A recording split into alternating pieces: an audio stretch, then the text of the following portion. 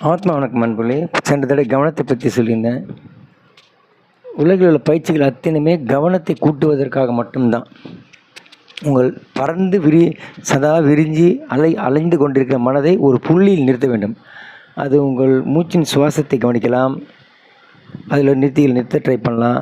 இல்லைன்னா உணர்வை கவனிக்கலாம், குண்டலியை பற்றி சொல்லித் தருவது போல். இல்லை கதியை கவனிக்கலாம், இல்லை மந்திரோபதேசங்களை கவனிக்கலாம். ஆனால் மனம் ஒருமைப்பட்டு விட்டதா என்று சொல்வதற்கான ஆசிரியரை நீங்கள் தேட வேண்டும். நீங்கள் பயிற்சி மட்டுமே செஞ்சுட்டே இருந்தீங்கன்னா காலத்துக்கு செஞ்சுட்டு கிட வேண்டியதுதான். அதுவும் ஒரு பயிற்சியிலே பல பயிற்சிகள் சொல்லி தராங்க. அது ஒரே அவ்வளோ தெரியல. ஒன்றே ஒன்று போதும். அந்த ஒன்றிலேயே நீங்கள் மனம் ஒருமுகப்பட்டுரும். மனம் ஒருமுகப்பட்ட பிறகு நீங்கள் விசாரணைகள் அப்போ தான் இறங்க முடியும். நான் யார் விசாரணைக்கு இறங்க முடியும். எடுத்ததுமே நான் யார் விசாரணை கேட்டிங்கன்னா பெரிய குழப்பம்தான் உண்டாகும். அதனால் நான் யார்ன்ற கேள்விகள்லாம் உங்களுக்கு மனசே பதில் சொல்ல ஆரம்பிச்சிடும். தெளிவாக பயணிப்பதற்கு மனம் மிக சிறந்த தன்மையில் இருக்க வேண்டும். ஏகாக்கிரப்பட்ட மனம் வேண்டும்.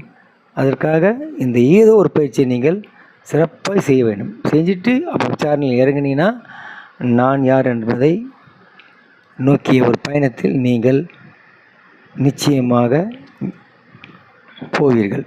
ஆத்மா வணக்கம்.